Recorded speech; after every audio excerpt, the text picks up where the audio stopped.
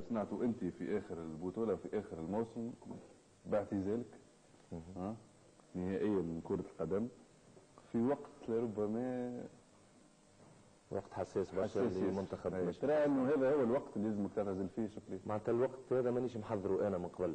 الوقت هذا معناتها حاجات رغمتني على ماخذة القرار هذا. نعرفوا ما فماش اي لاعب في الدنيا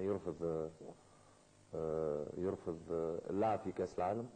نعرفوا امنية كل لاعب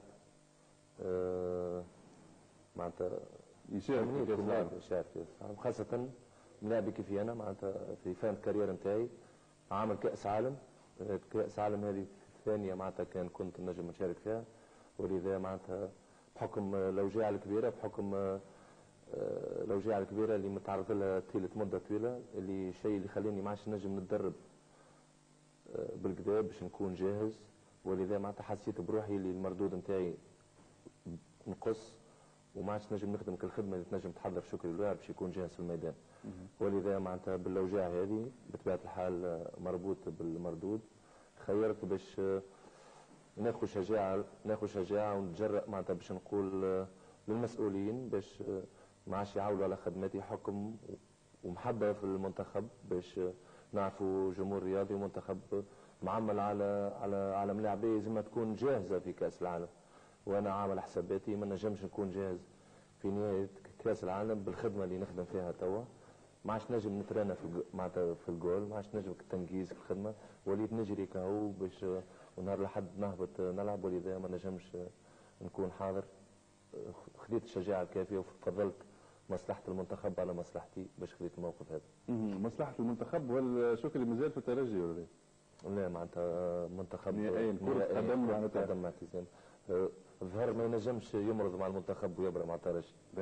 شكري الواعر اذا مساهمته كبيره في الحقيقه في تتويجات الترجي بصفه عامه، هو صاحب العديد من الارقام القياسيه. نشاهدوا هذه الفقره الخاصه بشكري الواعر، تعليق الحمود بن سليم، تركيب الغلواتي، تحقيق لقيصر جاس.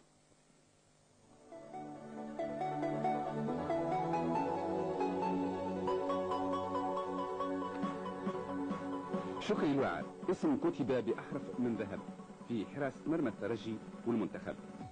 كؤوس بطولات على المستوى المحلي العربي والإفريقي بلغ عددها 20 لقب. ألقاب ساهم في رفعها شكري الواعر مع الترجي ليصبح أكثر لاعب تونسي متوج. وبطولة الموسم الحالي والخامسة على التوالي للترجي وعدد 17 في تاريخ البطولة لفريق باب سويقة هي التاسعة لشكري الواعر، تعني امتلاك حارس مرمى الترجي رقم قياسي في الفوز بالبطولة. هذا إلى جانب فوزه بالكأس في 3 مناسبات والكأس الممتازة التونسية. في الترجي يبقى شكري الواعر أكثر حارس مرمى القمص الأحمر والأصفر 259 مقابلة، وأيضا صاحب أفضل سلسلة من لقاءات في المحافظة على عذارة شباكه 938 دقيقة.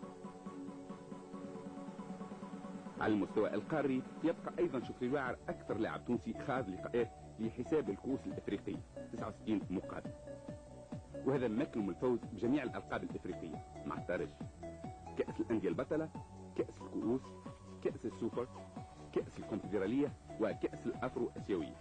أما عربيا فإن شكري الواعر تحصل مع الترجي على كأس الأندية البطلة والكأس الممتازة. تألقات كانت وراء تحول الواعر للاحتراف بنادي جنوى الإيطالي، فعودة للترجي في مرحلة الإياب من نفس هذا الموسم، ومساهمته بنسبة كبيرة في رفع الترجي للبطولة، بما أن الواعر ما قبل إلا 6 أهداف والترجي من هزم في حتى مقابلة في إياب. مع المنتخب خاض شكري الواعر 97 مقابلة من صنف A، وشارك في نهائيات أفريقيا للأمم في 4 مناسبات، إلى جانب مشاركته في الألعاب الأولمبية بأتلانتا وفي نهائيات كأس العالم 98.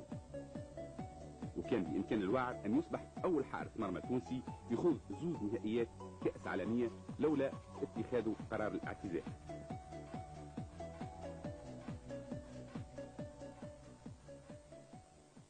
القرار هذا قراري ناتج على نعاني منذ فترة طويلة معناتها أوجاع كبيرة في مستوى ظهري، الشيء اللي خلاني ما عادش نجم الخدمة اللي متعود عليها اللي باش اللي تخليني جاهز معناتها كيما يلزم باش يكون مردود شكري الواعر ديما حاضر. ما عادش نجم نخدم في الجول معناتها في الكاش خدمه سبيسيفيك نتاع جارديان دو بيوت اللي تنجم تخليه، ولذا معناتها ما نجمش نغش المنتخب نتاعي اللي هو زادم على تظاهرة كبيرة. اليوم امكانياتي نجم نقول 20%، وما نجمش نشارك مع منتخب وانا ناقص، اللي منتخب معمل على شكر الواعر. ونعرفوا المدرب يلزم يعمل على ملاعبيه اللي باش تشارك في نهايات هذه الناس الكل تبدا حاضره. شكري عنده ان بانسمون ديسكار ونيفو دي رئيس لومبير، معناتها بالعربي ثم مسافه معروفه بين العظمات نتاع سلسله الظهر، ثم مسافه نقص شوي.